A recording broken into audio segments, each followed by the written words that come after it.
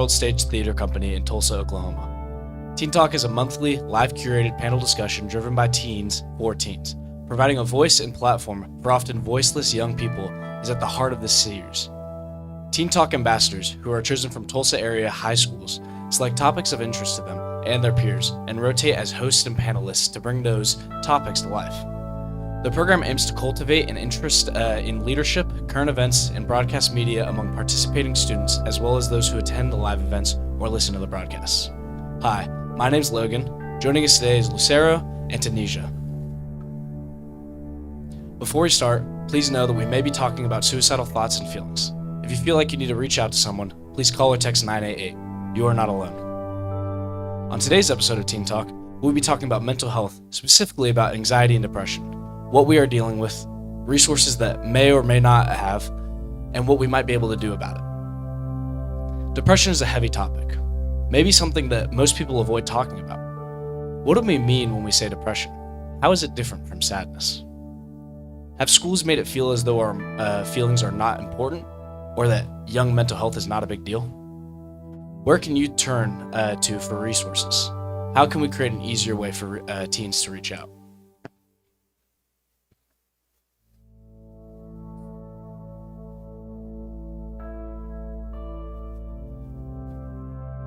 So we'll start off with what do we mean when we say depression, and how is it different from sadness?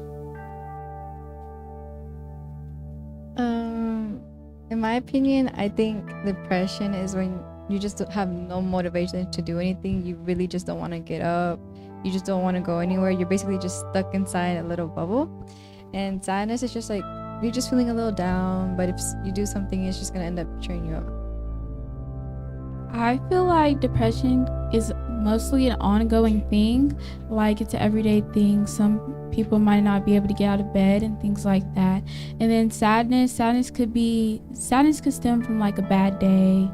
One of your friends says something to you that can make you sad, and yeah. So how do you think it differs in giving advice or finding help for somebody struggling with depression than from somebody struggling with sadness? Depression, there's like so many resources that could help you with that. To be honest, you could go to like a youth service, because youth services actually have like little what do I call it? They have help for you. They have resources, and honestly, around the city, town, like there's always resources for you. You don't have to talk to people about it, but if you really think you need to talk, then you obviously have to find someone. Yes, I would say there's always people you can go to, like say you have friends or like a good support system. You can always go to them and talk about how you feel and things like that. There's also like various like numbers and like hotlines put out, like so like say like you need to talk about something or feel like you need to like express your feelings and stuff like that. It's like numbers to call, or you can like talk to your friends, have like groups and help groups and stuff. I know that's very popular.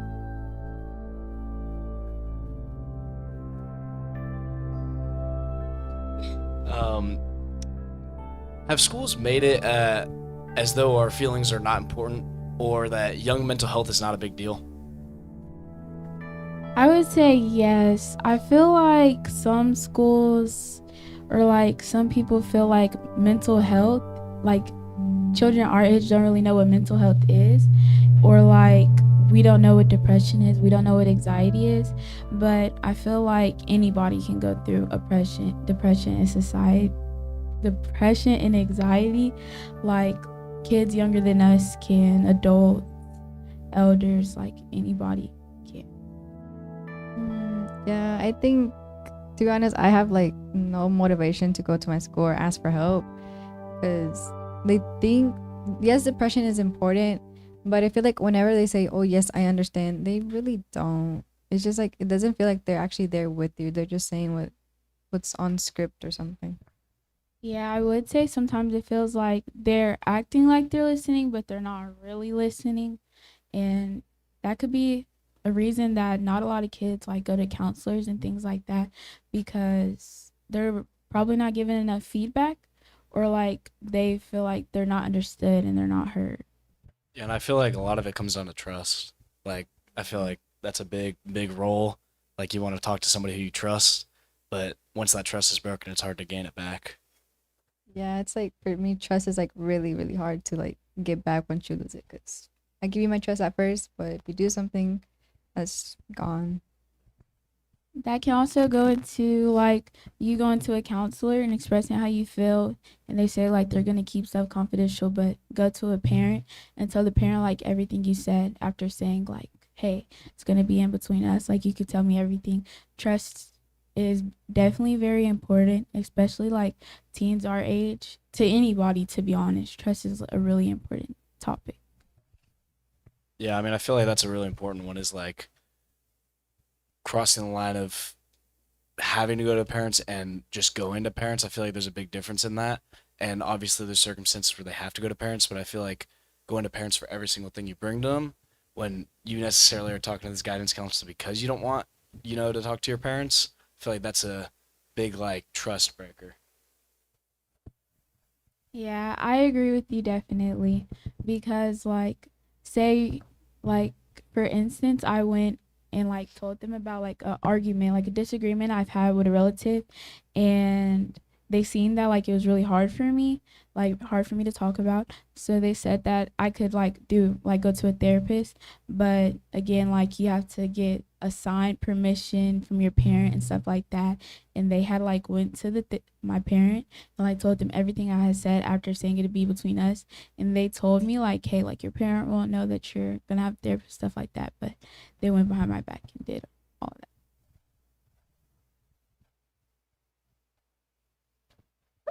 So, where can youth turn to for resources? And how can we create an easier way for teens to reach out? Hmm. To be honest, everybody has their own opinion, like where they could reach out, who they could go to, or anything like that.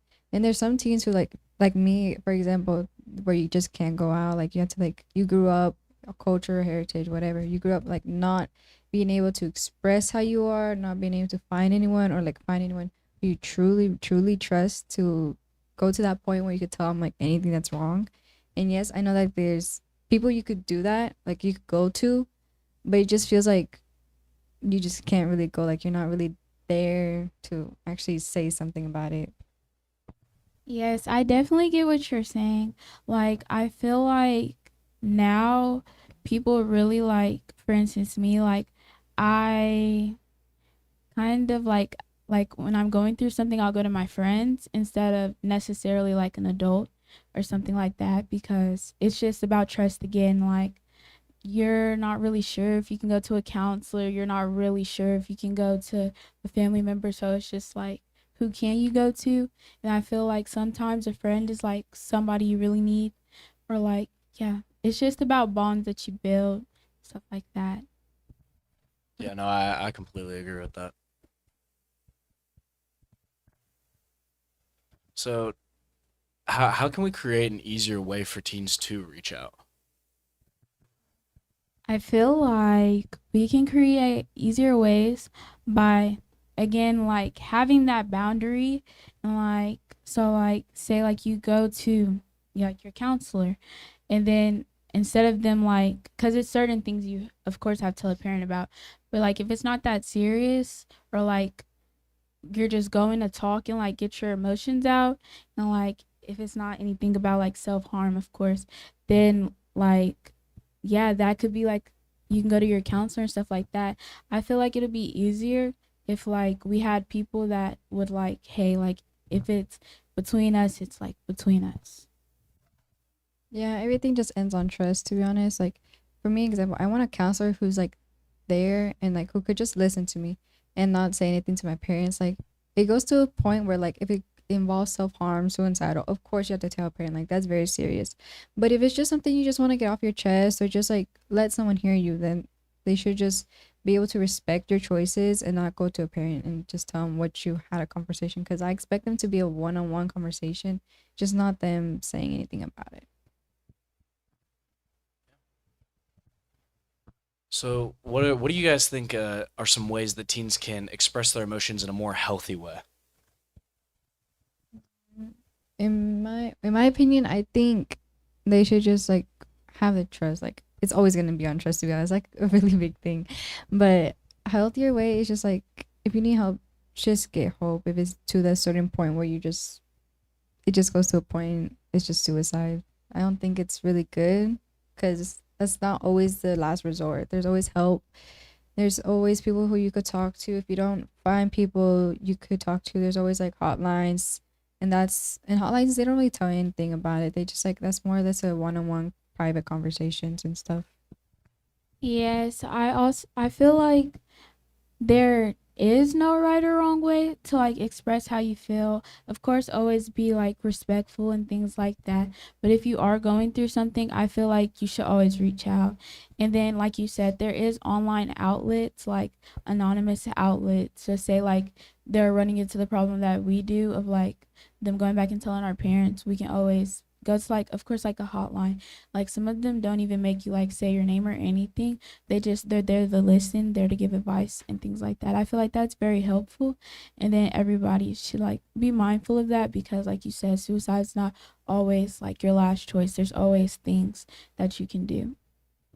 Yeah, and I feel like in the society we live in, it like substance abuse and alcohol and all that has been so like normalized, and I feel like that's like whenever people encounter a struggle, that's their first resort is now drowning themselves in those substances, and so I feel like a more healthy way would become creating a way to where teens could help teens by not being afraid to go to their friends, not being afraid to talk to others, being able to get advice from their peers, their mentors, and all that without being scared of any of the implications. So yeah. How can the youth create more healthy lifestyles that promote good mental health?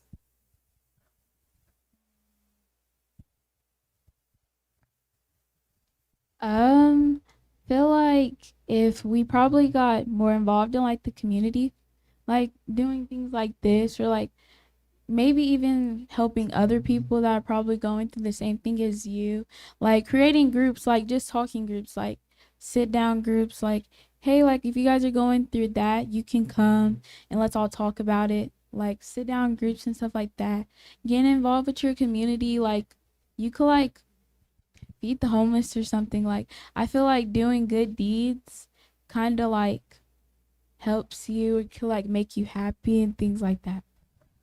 Yeah, no, I agree. I feel like getting involved definitely does that, and I think also for me personally, a good mental health also comes with taking care of myself, like cleaning my room, working out, doing all that, and I think that kind of like comes from that. What do you think? Yeah, it goes to environment because I feel like the way our environment is, or like let's say just like how you say messy room or anything, I feel like that also adds on to like depression or like you just get tired of doing stuff. Like getting involved in the community, being helpful, having those talks. It's always good to have those because sometimes you just like have to have someone to listen to you or anything, and always having messy rooms, it just adds on to the I can't do this anymore.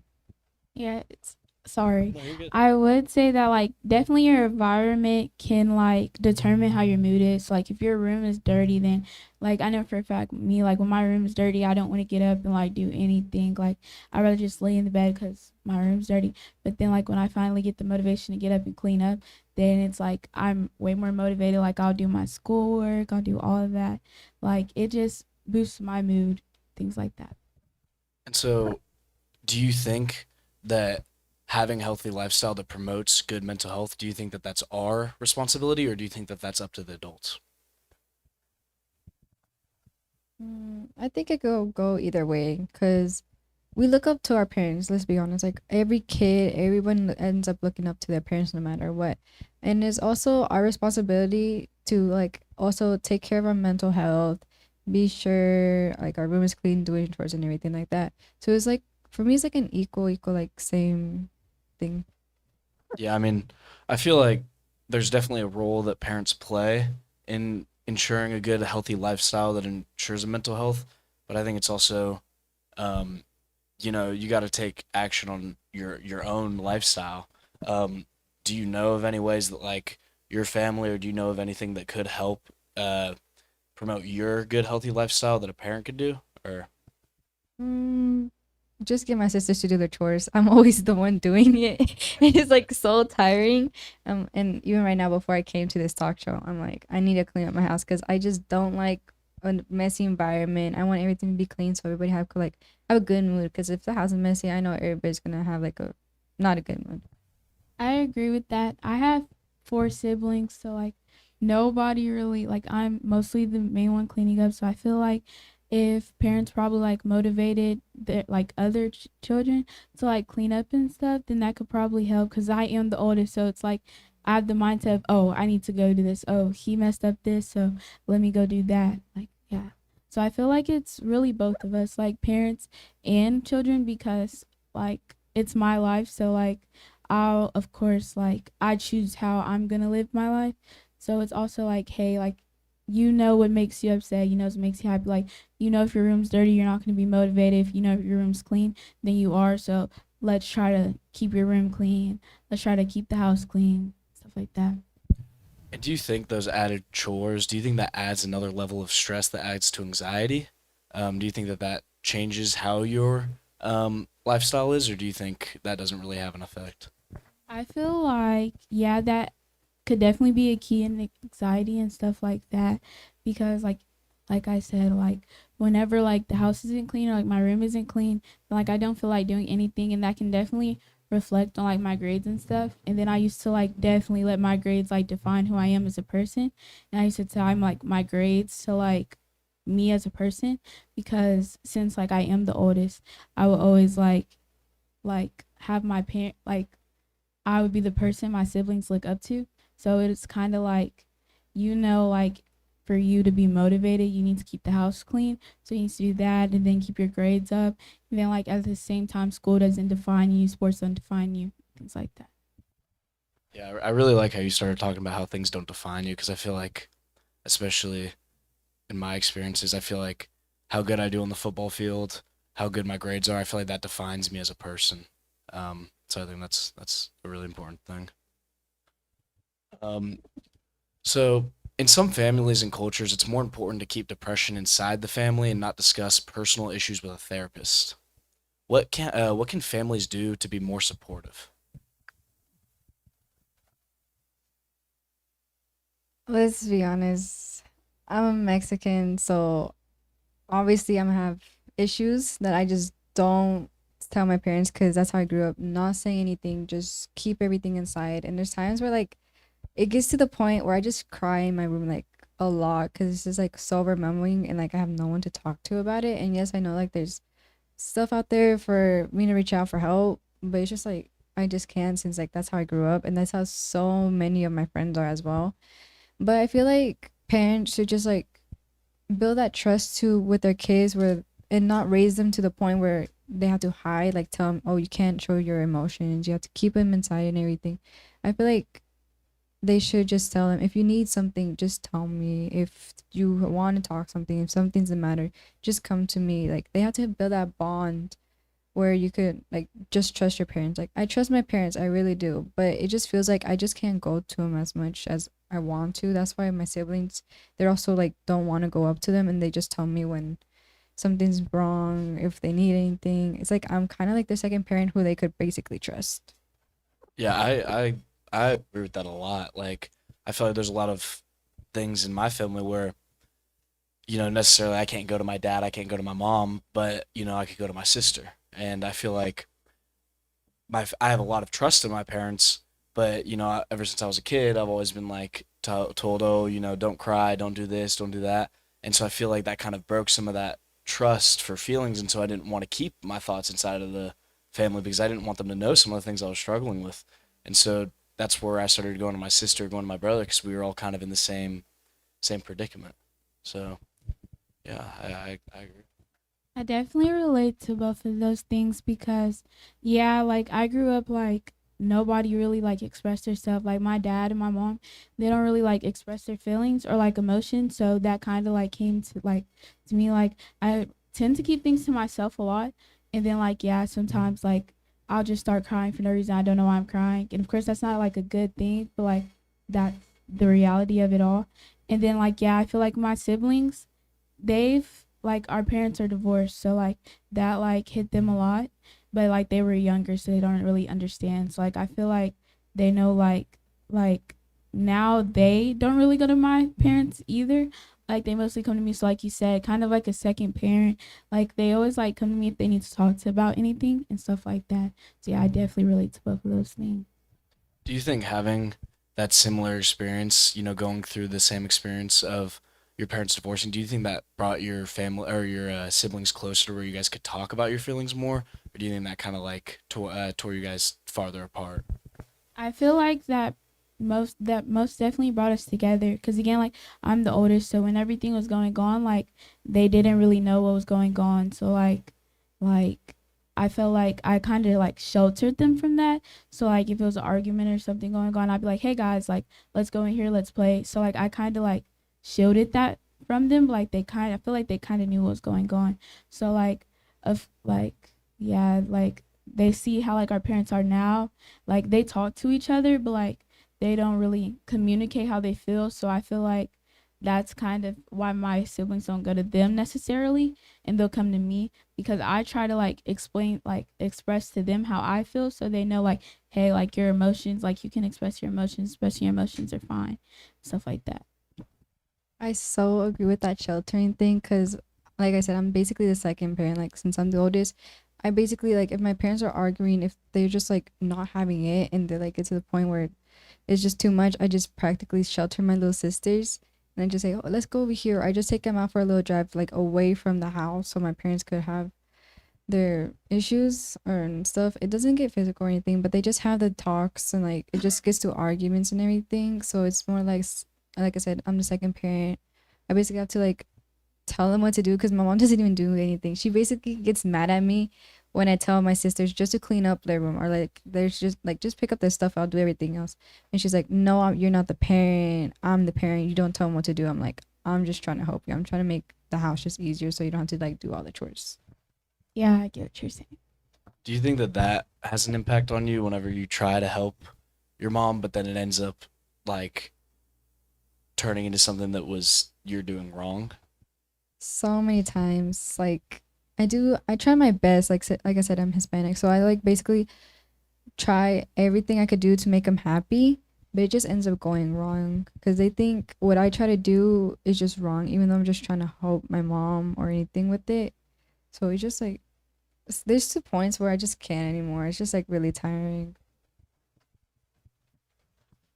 So, we talked about trust being a huge factor in being able to talk about difficult situations and feelings. How can trust be built between someone who is struggling and the person that they're reaching out to?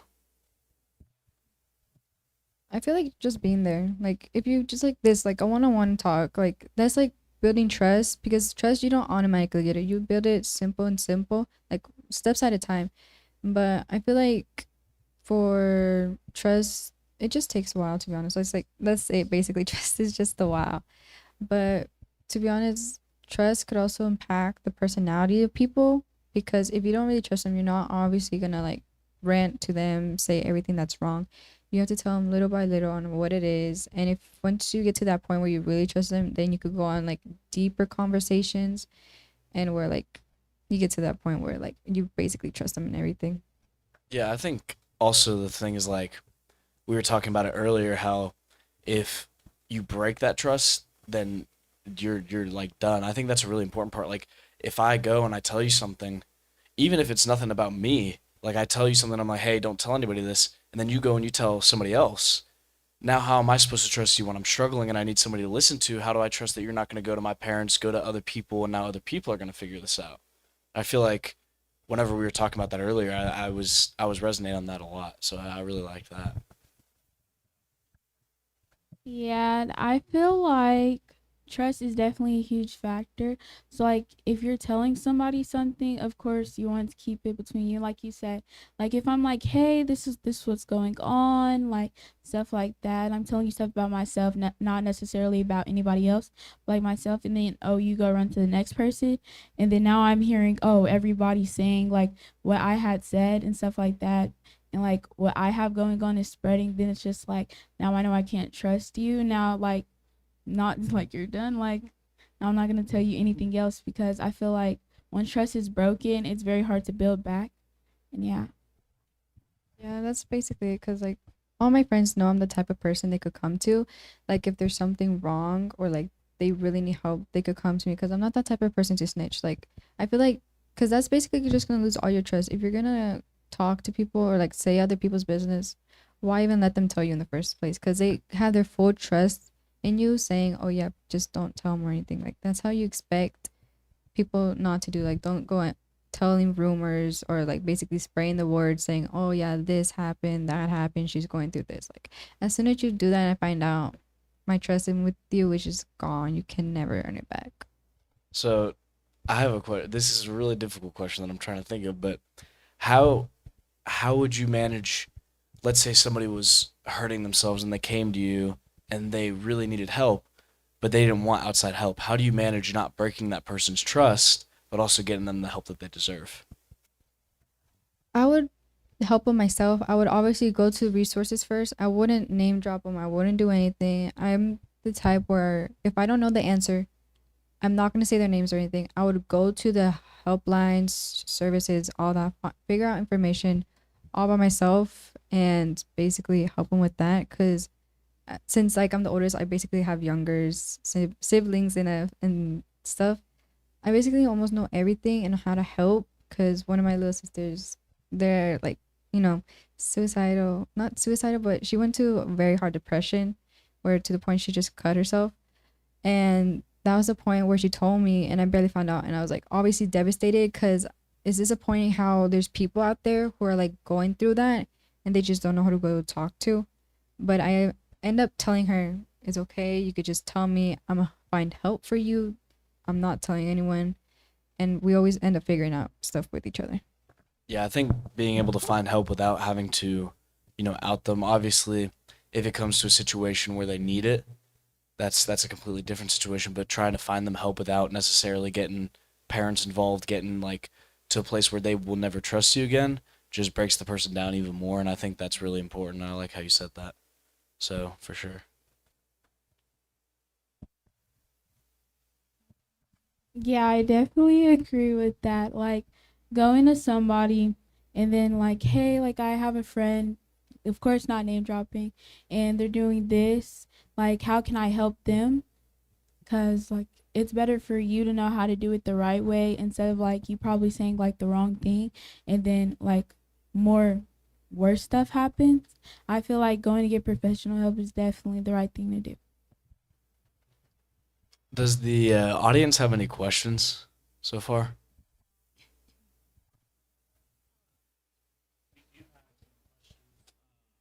Right? That are coming from the broadcast, from the YouTube broadcast. But before we go to that, I wanted to ask real quick, Logan, in getting ready for this discussion, we had a conversation about your experiences and your experiences dealing with a friend of yours that you had lost, but also on the other side of that, a group that was led by your coach for encouraging students to be able to talk to each other. I'm wondering if you could elaborate on those two things just a little bit more, so that everybody can kind of hear your story a little bit more as well. Yeah, so last February, one of my really close friends, she helped me through a lot of difficult times. She was driving in a car and she passed away. It was the accident on Riverside.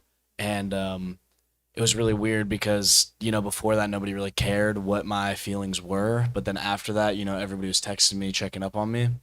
And after that, I feel like our football team kind of realized that we had a lot of problems with mental health in football. And we were one of the Phillies, Eagles, one of their players, Lane Johnson, he stepped away from football for a little while because of anxiety and depression.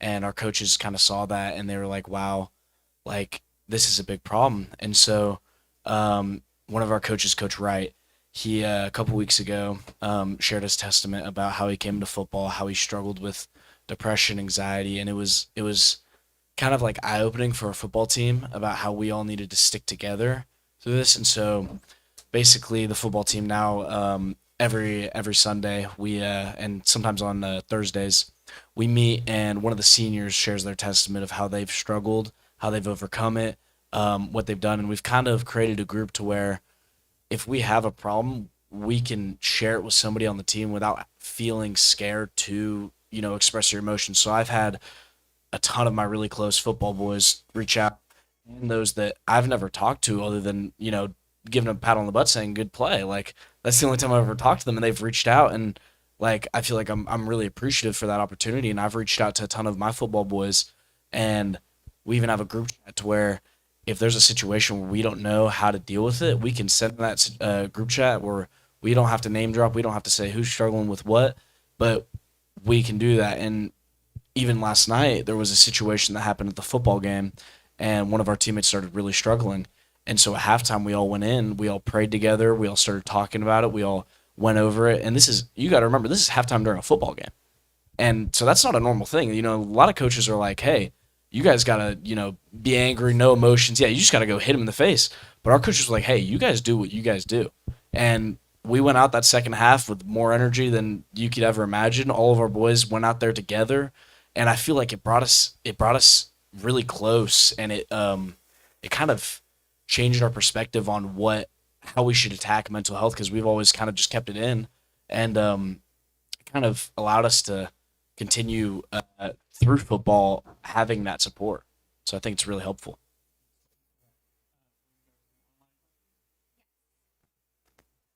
Are we on? Okay. So there have been lots of questions asking you guys about what do you think helps and what do you think we should do or you should do, but nobody has all the answers. What do you know that does not help? Like what is instead of like suck it up buttercup or just figure it out, or you just have to pull yourself up by your bootstraps, things like that. Like what have you guys experienced as teens that does not help your mental health situation? I think in my opinion, when they say they understand, they say the words, we understand you, we get where you're coming from.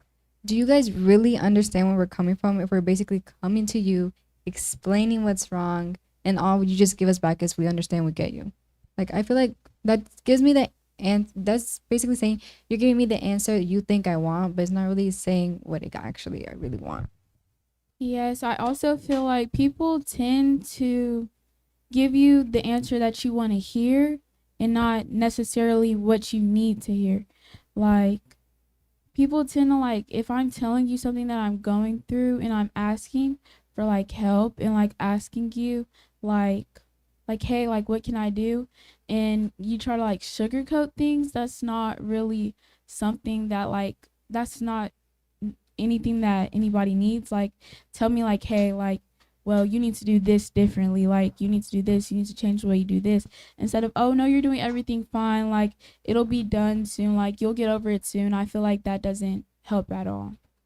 Yeah, and like I've been extremely blessed with friends that do not sugarcoat things, and it sucks, honestly, because nobody wants to hear the truth, honestly. And but I'm extremely blessed because they tell you where you're going wrong, and if you're dealing with stuff unhealthily, and that's the important conversations you need to have, and they're not easy. They're really not. But being able to have friends and peers and mentors around you that challenge you and that are honest with you is so much more important to mental health, for me at least, than somebody who's just going to sit there and lie to me and say that, hey, you can go out every weekend and party and do all this and drown yourself and ignore your mental health, and that's so much better for you. I'd much rather somebody be completely honest with me, tell me that my life's going to crap and that I need to fix things, than somebody lie to me and say, hey, just keep doing what you're doing. Tanaja, I know you talked a little bit earlier about how school counselors, like you would expect that a school counselor would keep things confidential or keep that conversation between you, and that they're not doing that, or that they will say, we won't go to your parents, but then they're turning right around and going to their parents. I feel like that's something too that we talked about a lot earlier, and that maybe that could change a little bit because it's not what you need. Yes, I feel like, of course, when somebody says they're going to keep something confidential, you expect, like, that's genuinely an expectation because you're saying it. So, like, why not stand on what you're saying if you get what I'm saying?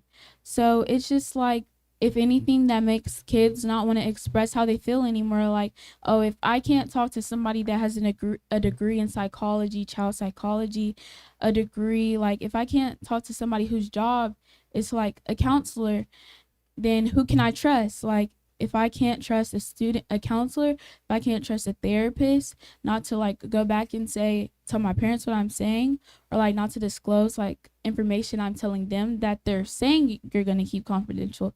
Like, it's a difference from like them not saying, oh, I'm going to keep this between us. But if you're genuinely saying you're going to keep something between us and then you don't do it, if anything, that's like, I feel like that broke my trust a lot, because it's like, if I can't go to a counselor, then who can I go to?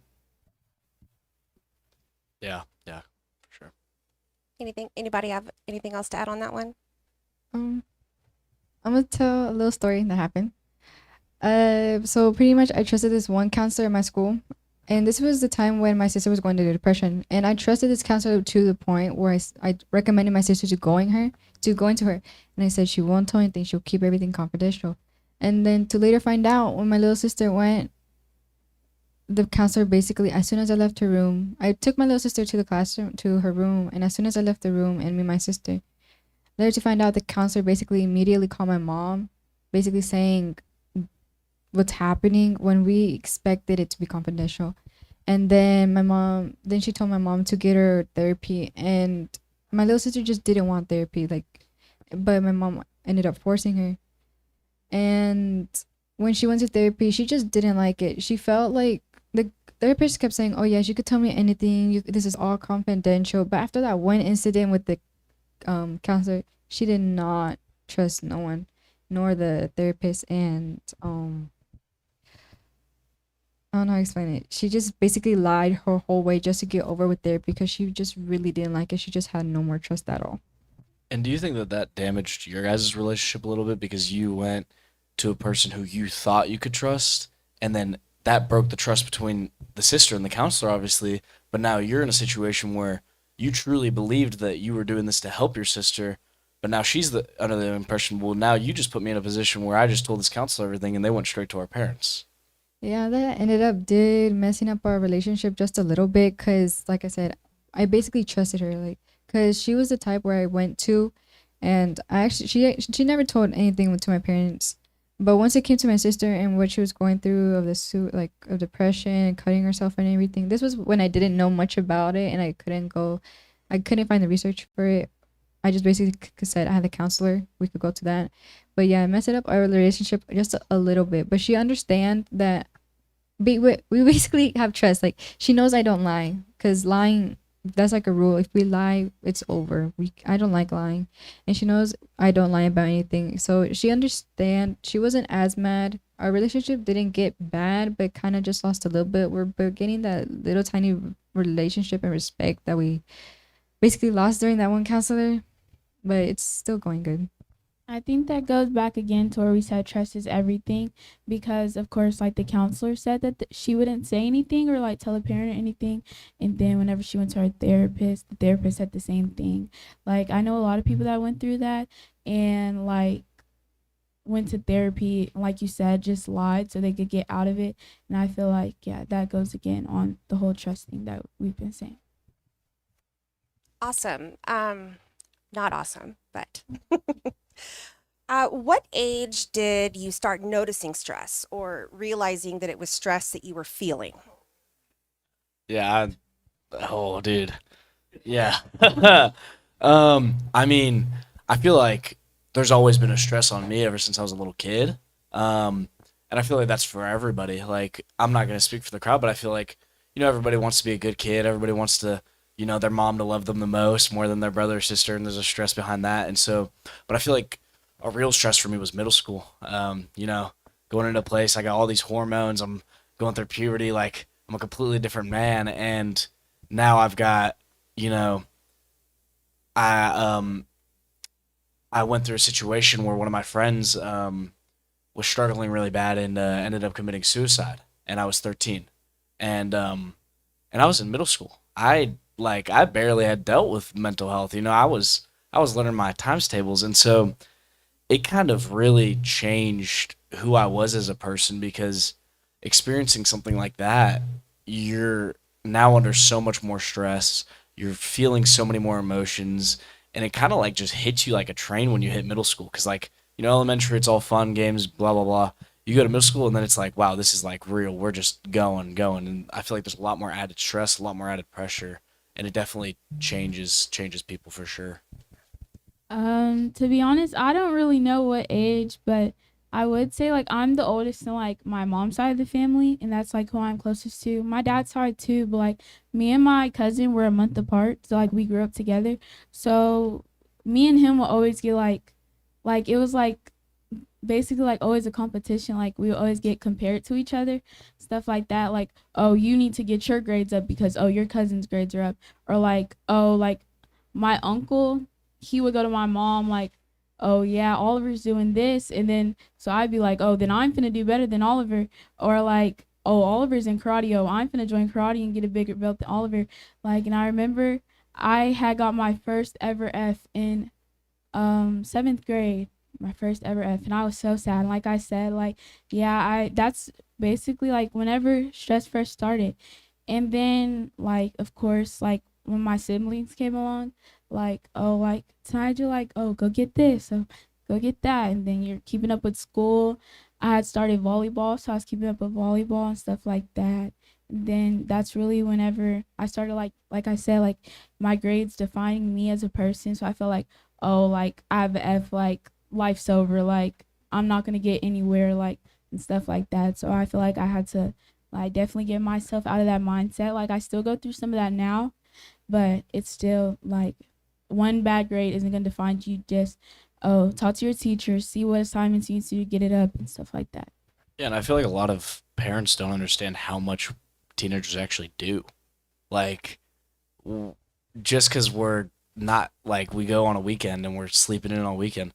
I mean, we're balancing school, sports, work. Like, I know a lot of my friends that work. We're trying to keep our grades up. We're trying to, make sure the house is okay, manage relationships, friendships, all of this stuff.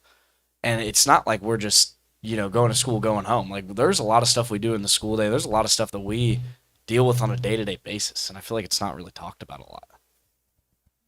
Yeah, I think when I first started having stress, anxiety, and all that, it was like a really young age. Like I said, I'm Hispanic, and like it got worse when I was around fifth, fourth grade, because I got bullied a lot for being bigger than everybody else, and that kind of just added to the point where I just like I don't think I had depression at that point. I just tried to get over it, but it just kept getting worse the more you go into high school, I mean, middle school, high school, all that, because you just realize it's just life. Life is hard.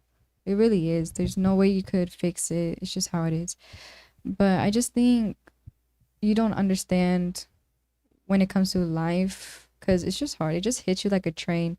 But I'm grateful I haven't lost anyone yet to suicide. But I just know it's going to end up coming because there's points where people are just having too much stress and everything. This wasn't a question, but that's really hard to hear as a parent, as an adult, that you feel suicide is just expected almost. That's hard. Um, when in public, if someone is experiencing some severe anxiety or having a panic attack, what are some self-soothing or coping skills, self-soothing exercises that have worked for you guys? Okay, so I had my first ever panic attack when I was like 6. And like yeah, it's really hard. Like it's a really hard thing. I mean, it's not really a right way to like get out of a panic attack cuz it's really hard. Um so after that, I was with my grandma then, so like we just like breathe, like take deep breaths and stuff like that. And then like yeah, and then after that, that's when my mom really knew like hey, like she's going through anxiety and stuff like that. Um I would say the last time I've ever had one, I was probably like 13. Um, it was just me and my aunt at the time, and me and my aunt are really close in age. So she's younger than me. So I'm 16 now. She's like 15. So it was just us. So I mean, she just sat there with me. So I would say it's not really like probably comfort. Comfort is like a big thing to like calm down. Just like do things that make you calm, like sit up, stuff like that. Yeah, one of my buddies on the football team actually had a panic attack last night. He received some news at the halftime of our game, and he just started having a panic attack in the middle of the locker room.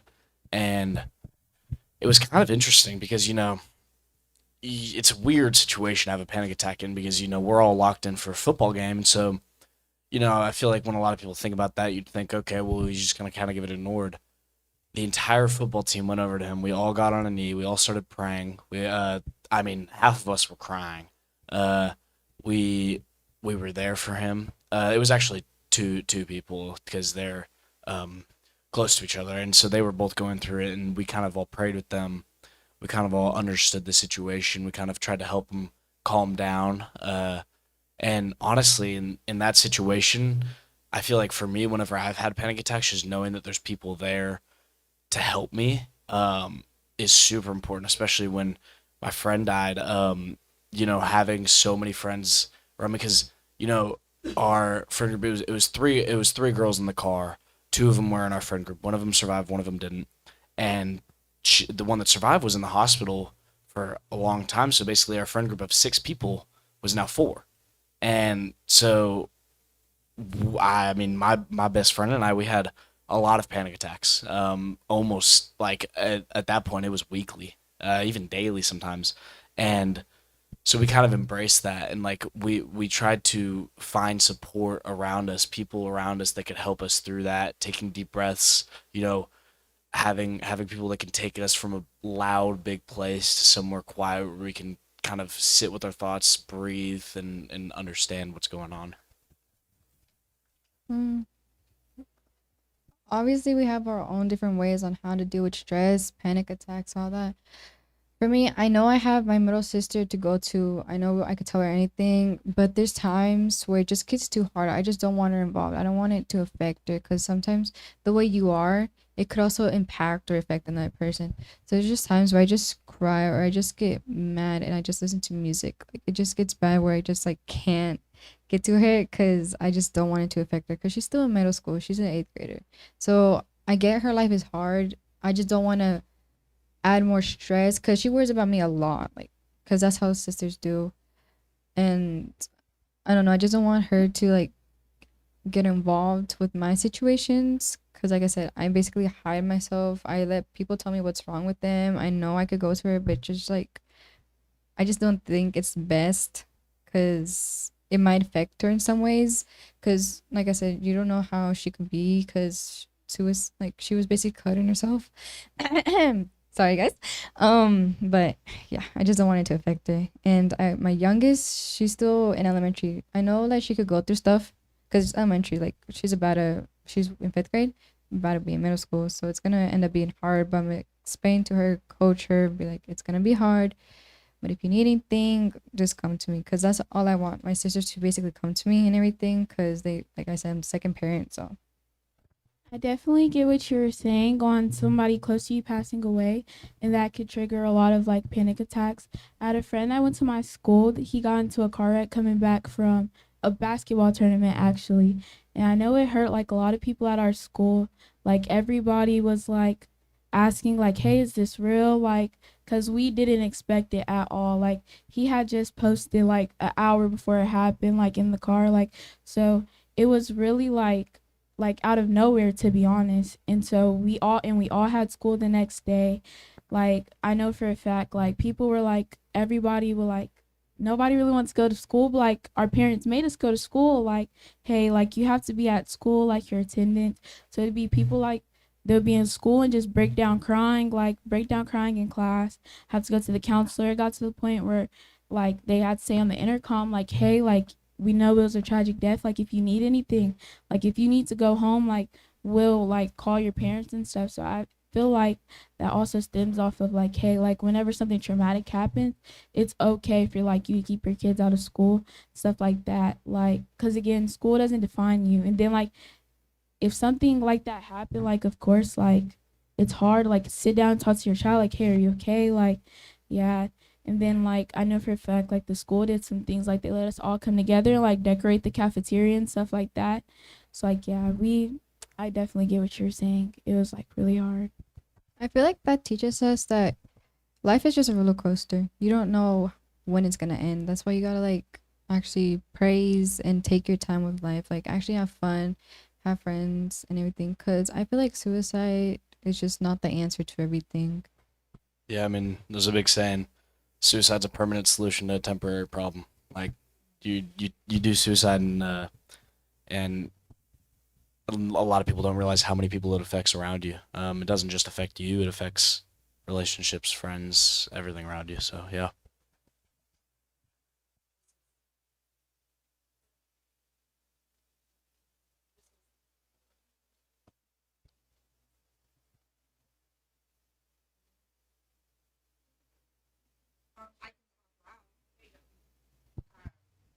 This is a very heavy conversation,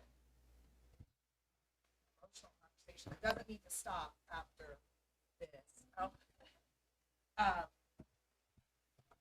and I just wanted to say thank you for sharing your personal stories. My question is, in your perspective, are there signs adults should look for when a teen is struggling with depression or anxiety? And what is, in your opinion, the best way for adults to respond to that? Yeah, for me, there was a lot of signs I wish I saw, and there's a lot of signs that I showed whenever I was struggling. There's a lot of signs that my friends showed, and a big one is, you know, the sometimes the happiest people, you will think that they're doing the best in life, that they're doing the best they can, but the happiest people have the deepest stories. Like whenever my friend was struggling, I kind of realized, he was getting a lot happier. And I was like, okay, well, this is really good. And then, we'd hang out and he'd start giving me things. He'd start just giving stuff away, basically. He'd start like acting as if life had no purpose. He started making reckless decisions. He started making that's a big thing, making reckless decisions. I've done that myself. Um, and it's a big sign, and like not being able to get out of bed in the morning no matter how hard you force your body. I mean, those are really big signs. It's reckless decision making, um, all of a sudden going from super super sad to just happy, like as happy as you can be. That's a big sign that I wish I saw, because quite frankly, I mean, there's situations where that can happen, but I mean, if you're in such a struggling place and then the next day all of a sudden it's like nothing ever happened, I mean, that's a big indicator. And so they're just important things to look out for. I definitely feel like distancing. Like I found myself distancing my way from like people and stuff like that, like my family, my friends, and like being more on my own. Like, and then I feel like that definitely got to the point where my mom was like, hey, like, are you okay? Like, because my mom, she does suffer from like depression and anxiety sometimes, so she like seen signs before I did, to be honest. Like she'd be like, hey, like, are you okay? Like you haven't been talking to anybody. Like it got to the point where like my friends try to talk to me, I just walk away, like go straight to class. I was like, yeah, I feel like that's probably. I totally agree.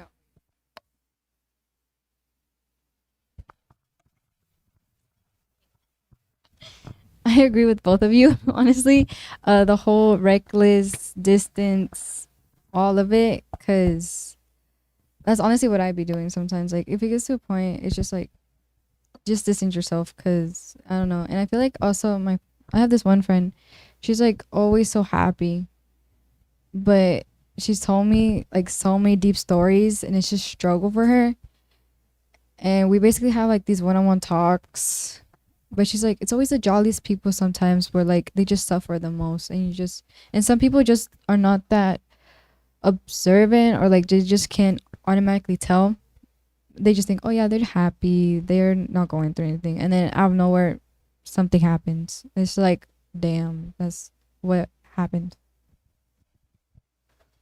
All right, so we've got time for about one more question. So I was okay. I was curious. As teens, do you feel that you and your peers have any power to bring about the change around mental health that you're looking for? Because I feel like, when I was in high school, I'm 38. There wasn't a lot of resources that I know of to help us through things that we were moving through. And same with the generations that came before me. And the political climate that we've been coming into, where we've been standing up and we've been talking about the things that we're going through. Do you feel that if you can organize, that there are changes that you can bring about within your schools to help you better with your mental health? yeah, great question, by the way. So that's a big one. I feel like a lot of people, in my experiences, have kind of treated my friends and I as if we weren't the same as them because of age. And I agree. Age, you do get experiences, you do get wisdom, but I was kind of offended because I've been through experiences that a lot of adults have been through, and I was kind of treated as if that never happened. And so it got to the point where my school brought in therapy dogs. They brought in all this stuff that, quite frankly, we didn't want. Like, we never asked for any of the situations that they were like. We didn't ask for any of the things that they were bringing in. I understand what they were trying to do, but then whenever we would bring up suggestions, they'd kind of turn it down. So then it kind of turned into my friends and I would hang out, and we'd kind of all just struggle together. And that was the only way we could find support, is because in between classes we'd all meet, we'd hang out, and we'd sit there on our phones. And then they banned phones, so then we didn't have phones anymore, and so we would all sit there, and we were kind of sitting in silence for a bit, and then they kind of just tried to sweep it on the rug, and then so we brought up, hey, like, we want to, honor our friends that passed away, and they were like, no, we just need it to go away. And I feel like they kind of put us in a position where as if we didn't have any power, and I felt kind of hurt. I was like, hey, like, we went through this scenario. We're like the students in the school. I feel like we should have a say in what type of, I mean, who knows better about mental health than the people struggling with their mental health problems, the teenagers. And so I feel like it was really interesting how we were being told how to deal with our emotions. And so I feel like there definitely needs to be a change in not just teachers, but, board executives and people like that being able to accept that teenagers know what they're talking about because they've been struggling with it. Like, they're the ones affected.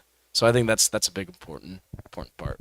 I definitely get what you're saying, because like I said, when our friend passed away, they made it to where we all could like make a poster that it sits on top of like a lunch table, like he ate every day, and like it was on like a post in there, and then they were like, okay, like we'll keep it up for you. They kept it up until the last day of school, and then we all came back like the first day of school, like thinking, hey, like they put it here to honor him, like it's gonna still be there, and it wasn't there anymore. So when we went around asking like, hey, like what happened to the poster and stuff like that, they had no words to say. Like it was just gone, and like it had like his jersey number because they had just one state, and he was like a freshman, so it was like he did something like something really good for the school and stuff like that.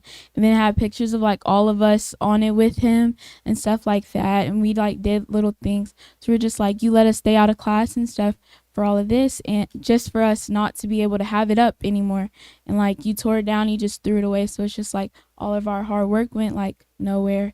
And like again, like with like our school brings in therapists, but like sometimes you like, yeah, like your parent, like I said, they have to sign off for the therapist, and sometimes people don't want their parents to know like, hey, I'm getting this help, like, or sometimes kids are trying to get help to like better their relationship with their parents and stuff like this. So like having the parents sign off on like you having a therapist, in school therapist. I feel like that's like another thing that we could work on. Like I feel like you should let the student go by themselves and be like, hey, I've been getting help. Like, hey, I've been getting therapy at school. Like, it shouldn't be the parents. It shouldn't be the parent approving on if their kid needs a therapist or not. Like, hey, I'm a kid. I know I need a therapist. Like, I know I would rather have somebody to talk to instead of you because, like, yeah, like I want to talk to somebody that I'm not related to, somebody that doesn't know me and stuff like that. I feel like schools just do what they think is best for you. Like, they just don't listen to what you have to say. Like, there's times where I just like make just a suggestion for stuff, because there's I think 2 years ago there's these 2 students who passed away, and they obviously made posters and everything, and then first day back they were just gone. It's like their lives didn't matter or something. Every life, every person matters. So I feel like just the school they think, oh yeah, it's okay, we could just do this, we could just do that just for a little bit, they'll be fine afterwards. Losing a life is like, you can never replace it. Like, it's really hard to get it back. And I don't know, I just think they should just listen to our opinions, because sometimes what they think is best is just not actually what we really think is like best for ourselves. Because obviously as teens we know what we really need, like for like therapists or anything. I don't think parents should really, like, I get parents should like consent and sign off, but at the same time I just don't think it's best, because like there's times where you just want to keep it hidden from them. Yeah. Well, I want to thank our panelists, Lucero and Tunisia, for joining us today in this important conversation. Please give us a like and subscribe. Also, our appreciation of the folks that make Teen Talk possible, Tri-City Collective and World Stage Theater. Thank you to all the people that joined us today live and in person. Join us again next month.